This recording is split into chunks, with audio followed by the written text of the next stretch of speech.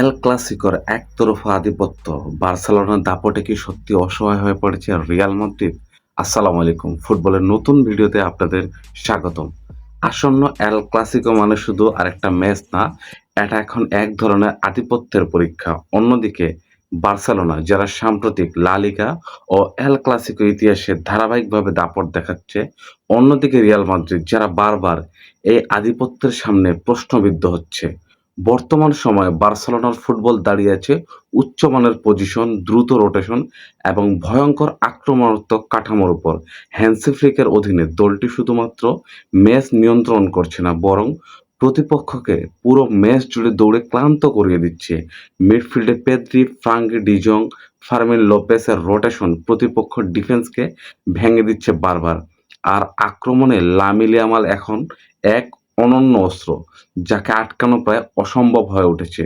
ডান পাশ থেকে তার একের পর এক ড্রিবল, ইনসাইড রান রিয়াল মাদ্রিদের ডিফেন্সকে বারবার ছিন্নভিন্ন করছে। অন্যদিকে রিয়াল মাদ্রিদের বর্তমান এল ক্লাসিকো পারফরমেন্স প্রশ্নের মুখে।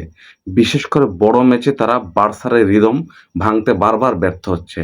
ট্রানজিশনে ভিনিসিয়াস জুনিয়র কিছু মুহূর্তে বিপদ তৈরি করতে পারলেও পুরো ম্যাচ তারা বার্সার প্রেসিং এবং পজিশনের আধিপত্যের নিচে চাপা পড়ে যাচ্ছে।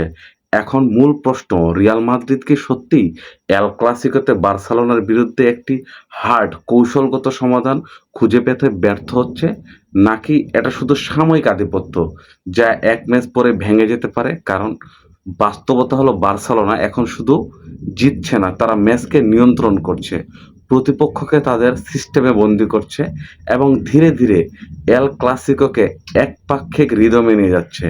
তাহলে প্রশ্নটা আবারও বড় হয়ে দাঁড়ায়, রিয়াল মাদ্রিদ কিভাবে বার্সেলোনাকে থামাবে? তারা কি তাদের ট্রানজিশন ও ডিফেন্সিভ ব্লক দিয়ে পজিশনে আটকাতে পারবে, নাকি এল ক্লাসিকোর ইতিহাসে আমরা সত্যি একটি নতুন যুগ দেখছি, যেখানে আধিপত্য শুধুই বার্সেলোনার লেখা হবে? সবচেয়ে বড় প্রশ্ন, বার্সেলোনা কি সত্যি কেউ এখন আর থামাতে পারবে না, নাকি এল ক্লাসিকো মানেই এখন বার্সেলোনার জয়গান? এল ক্লাসিকো নিয়ে আপনার যত মন্তব্য, যত প্রশ্ন জানিয়ে দিতে পারেন কমেন্ট বক্সে। আর এল ক্লাসিকোতে কি হতে পারে প্রেডিকশনও জানিয়ে দিতে পারেন এই ভিডিওর কমেন্ট বক্সে। ধন্যবাদ, পাশে থাকবেন। আসসালামু আলাইকুম।